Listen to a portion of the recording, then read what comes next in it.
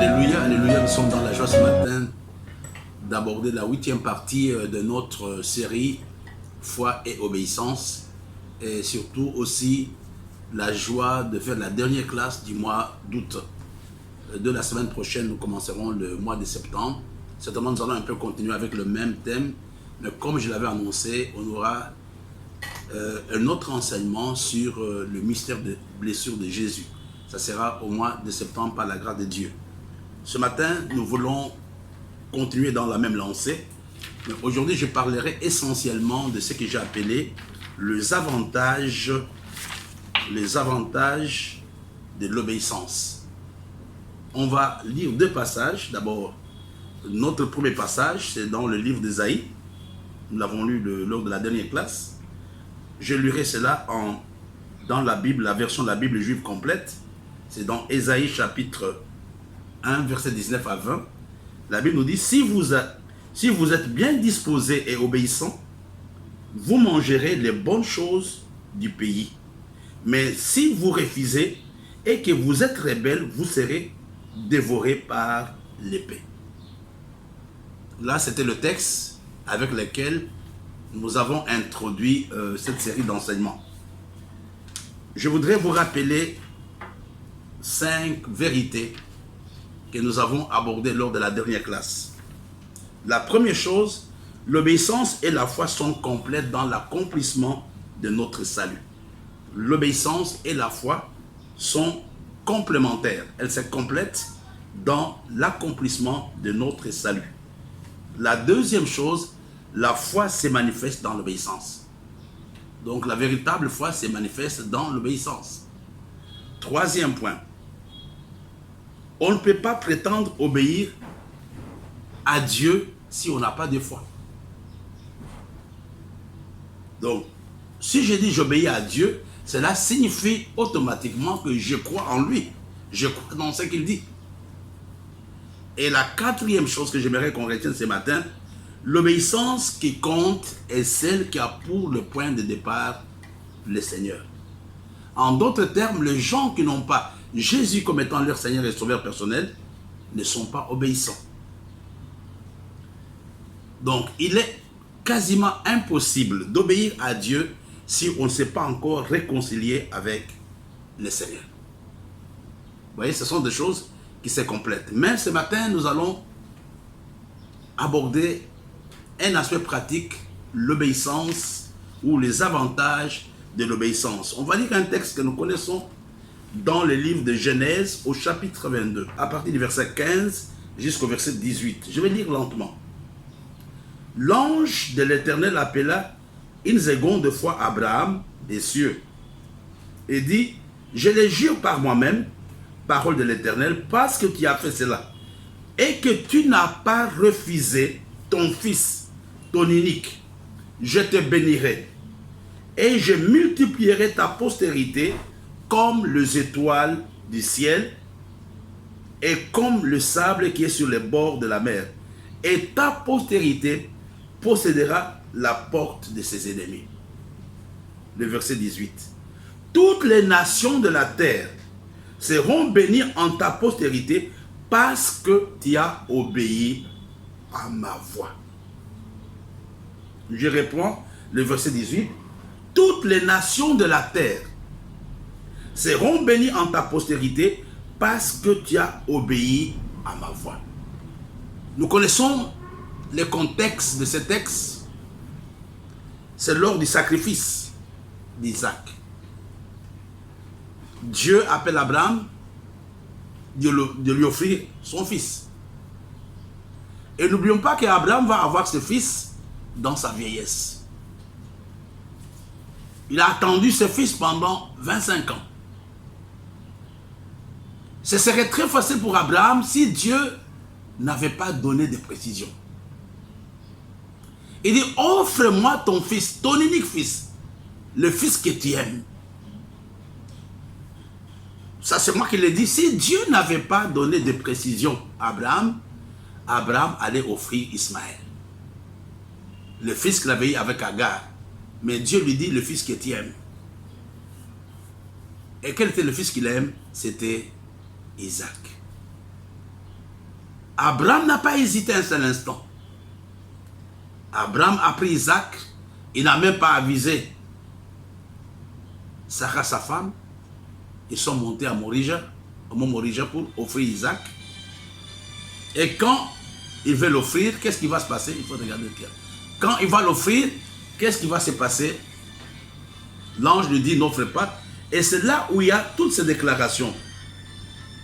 L'ange de l'Éternel appellera une seconde fois Abraham des cieux et dit, je les jure par moi-même, parole de l'Éternel, parce que tu as fait cela et que tu n'as pas refusé ton fils, ton unique. L'obéissance, mes bien-aimés, commence quand Dieu nous demande de faire des choses. Je n'obéis pas comme ça. Il y a des choses précises que Dieu me demande de faire. Il y a un domaine de ma vie dans lequel Dieu me dit, fais ça, fais ça, fais ça, fais ça. L'obéissance d'Abraham ici ne concernait pas toute la vie d'Abraham, concernait quelque chose de précis que Dieu lui avait demandé. C'est comme toi et moi, il y a des choses précises que Dieu nous demande de faire, que Dieu nous demande d'offrir, que Dieu nous demande d'abandonner. Il dit, donne-moi ton fils, parce que tu n'as pas refusé ton fils, ton unique, et je te bénirai. Et il a précisé ce que nous avons vu il y a quelque temps, parce que tu as obéi à ma voix. Je ne peux pas obéir si je n'ai pas écouté ou si je n'ai pas reçu l'ordre de Dieu ou une recommandation de Dieu. Alors, ici nous allons maintenant voir les avantages de l'obéissance. La première chose que j'aimerais dire à quelqu'un, chaque obéissance libère une nouvelle bénédiction.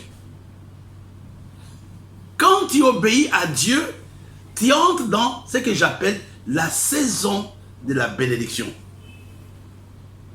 Et cette saison de bénédiction n'a pas seulement un impact sur nous. La saison de bénédiction aura un impact sur notre environnement, même sur notre postérité. L'obéissance d'Abraham, il dit ceci, je te bénirai toi et ta postérité. Ici, je reviens à ce que j'ai dit il y a quelque temps. Souvent, la désobéissance des parents peut avoir des conséquences négatives sur leur progéniture, sur leurs enfants. Dieu dit à Abraham, parce que tu as obéi, tu ne vas pas être le seul bénéficiaire de la bénédiction, mais même ta postérité va être bénéficiaire de cette postérité. On va lire un texte dans le livre de Psaume 112, verset 3. On peut commencer par le verset. Heureux l'homme qui craint l'Éternel, qui trouve un grand plaisir à ses commandements. Sa postérité sera puissante sur la terre. La génération des hommes droits sera bénie. La génération des hommes droits sera bénie. Frères et sœurs, la meilleure façon aussi d'aimer nos enfants, d'aimer notre descendance, c'est de pouvoir obéir à Dieu. Notre désobéissance, qu'on le veuille ou pas, peut avoir un impact négatif sur les enfants qui vont naître. Ici, la Bible nous dit, la génération des hommes droits sera bénie. On peut aussi dire, la génération des hommes pervers, la génération des hommes qui n'obéissent pas, ne sera pas bénie. Il y a des gens qui payent les conséquences de la désobéissance de leurs parents. Il y a aussi des gens qui payent aujourd'hui ou qui récoltent le prix de l'obéissance de leurs parents. La deuxième chose, le deuxième avantage, je peux vous lire ça facilement. Si nous désirons voir l'accomplissement de Dieu dans notre vie, il ne suffit pas seulement de le connaître, mais il faut surtout obéir. Je reprends le deuxième avantage. Les gens, nous connaissons ce que Dieu nous a dit au travers de la parole de Dieu. Dieu a dit ceci, nous prêchons. Le tout n'est pas de connaître la promesse de Dieu qui est liée à ma vie ou à ma situation. La chose la plus importante suis-je prêt? Vais-je obéir à ce que Dieu va me demander de faire? En d'autres termes, l'accomplissement de promesses de Dieu dans la vie d'un homme est conditionné par l'obéissance à ce que Dieu lui demande de faire. Premier avantage, nous avons vu que l'obéissance ouvre une saison de bénédiction dans la vie d'une personne.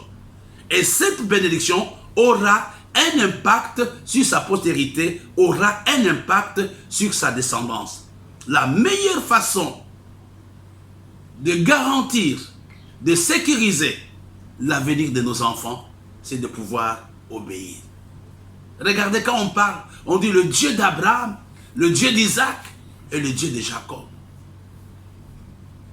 Et nous voyons dans l'une des prières de Salomon, il dit, mon père David t'avait obéi. Et ce matin, je voudrais que chacun se tienne devant Dieu. Nous avons fait déjà 8 séances. Ce n'est pas pour donner des informations, c'est une interpellation.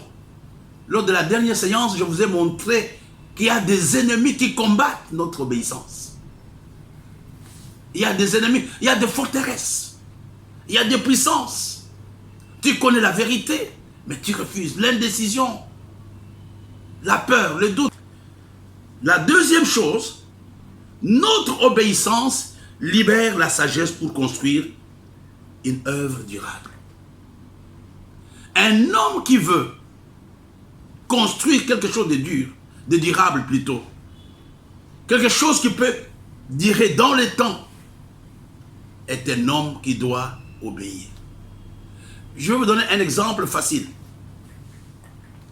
Lors de la famine, il y a eu de grandes famines en Israël. La première famine du temps d'Abraham. Abraham était parti en Égypte. Et lors de la deuxième famine, qu'est-ce qui s'était passé? Isaac, son fils, voulait faire comme son père. Il voulait aller aussi en Égypte parce que papa avait résolu le problème de cette façon. Lui aussi a dit, écoutez, je pars aussi faire la même chose. Qu'est-ce qui s'était passé? Dieu lui a dit, ne descends pas en Égypte, reste ici et je te bénirai. La bénédiction d'Isaac était conditionnée par l'obéissance. Il pouvait bien partir, mais il n'est pas parti. Pourquoi? Parce que Dieu lui avait demandé de rester. Tu veux avoir... Et quand il était resté, Dieu lui a donné de la sagesse. Chaque fois que j'obéis à Dieu, il me donne la sagesse. Il me dit, dans cette situation, voilà ce que tu dois faire. Dieu était avec Isaac dans la sécheresse.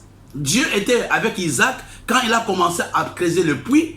Dieu était avec Isaac quand il a connu toutes les oppositions. L'obéissance me donne la clé de la sagesse divine. Donc quand j'obéis à Dieu, il me donne sa pensée. Quand j'obéis à Dieu, il me dit ce que je suis supposé ou ce que je dois faire pour entreprendre ceci ou cela. Il dit à Isaac, ne descends pas en Égypte. Abraham était parti. Dieu l'avait béni, nous connaissons cela. Mais Isaac aussi voulait partir. Il voulait faire la même chose. Je vous avais parlé de l'habitude, de la tradition qui peut s'opposer à l'obéissance. Mais ici, Isaac a dit, Dieu lui dit, toi ne descends pas. Voilà, nous allons passer au troisième avantage. Je vais lire avec vous un texte dans le livre de Genèse chapitre 26, verset 1 jusqu'au verset 4. La Bible nous dit, il y eut une famine dans le pays, outre la première famine qui eut du temps d'Abraham. Et Isaac alla vers Abimelech, roi des Philistins, à Guérar. L'Éternel lui apparut et dit, ne descends pas en Égypte, demeure dans le pays que je te dirai. Séjourne dans ce pays-ci, je serai avec toi, je te bénirai, car je donnerai toutes ces contrats à toi et à ta postérité, et je tiendrai le serment que j'ai fait à Abraham ton père. Je multiplierai ta postérité comme les étoiles du ciel, je donnerai à ta postérité toutes ces contrées et toutes les nations de la terre seront bénies en ta postérité. Voilà. Voilà. Nous sommes en train de parler des avantages de l'obéissance. Nous sommes arrivés au troisième avantage. Avant que je ne vous donne le troisième avantage, j'aimerais faire un petit rappel par rapport à la dernière classe. Avec vous qu'on avait les ennemis de l'obéissance. On en a parlé lors de la dernière classe, parmi lesquels il y avait les habitudes. Les habitudes, la tradition pouvait être un obstacle à l'obéissance. On avait parlé de l'indécision, on avait parlé de la procrastination et tant d'autres. Mais ici, je prends un exemple très facile avant de donner le troisième avantage. Lors de la première famine, ici on dit il y eut une famine. Il y avait déjà eu la famine du temps d'Abraham, qui est le père d'Isaac. Abraham avait résolu son problème en allant en Égypte. Il est parti en Égypte et Dieu avait fait de lui un richard. Et je pense qu'Abraham avait partagé son expérience avec son enfant. Il dit, mais écoutez, il y a eu la famine, moi je suis parti en Égypte et Dieu m'avait béni. Mais ici nous voyons Isaac qui est en train de vouloir faire la même chose que son papa. Il est en train de faire la même chose, de vouloir faire la même chose que son père, descendre en Égypte. C'est là où Dieu apparaît maintenant. C'est là où Dieu lui dit, ne descends pas en Égypte. Isaac avait le choix. Obéir à Dieu ou faire comme son père. Il avait le choix. Donc, en obéissant, Dieu lui a donné la stratégie nécessaire. Il dit, écoute, ne descends pas en Égypte, reste dans ce pays et je te bénirai en restant sur place. Il avait obéi. Le troisième avantage, l'obéissance libère ce que j'appelle la sagesse pour construire ou pour posséder. Quand tu commences à obéir à Dieu, c'est Dieu qui te donne le plan d'action. C'est Dieu qui te donne accès à sa sagesse pour que tu sois capable de construire. Je pense que si Abraham, plutôt, si Isaac n'avait pas obéi aux recommandations de Dieu, il allait descendre en Égypte, il n'aurait pas le même résultat. Quand j'obéis à Dieu, Dieu me donne la stratégie. Quand j'obéis à Dieu, Dieu me demande ce que je dois faire. Élie avait obéi à Dieu. Au torrent de Kérit, il n'y avait plus d'eau. Il dit, mais Seigneur, il n'y a plus d'eau, qu'est-ce que je fais? Il a dit, va à Sarepta. Là, j'ai ordonné à une veuve de te nourrir. Toutes les fois que tu obéis à Dieu dans un domaine précis, dans lequel il t'a demandé de faire quelque chose, il faut maintenant attendre qu'il te dise ce que tu dois faire. L'obéissance me donne la sagesse.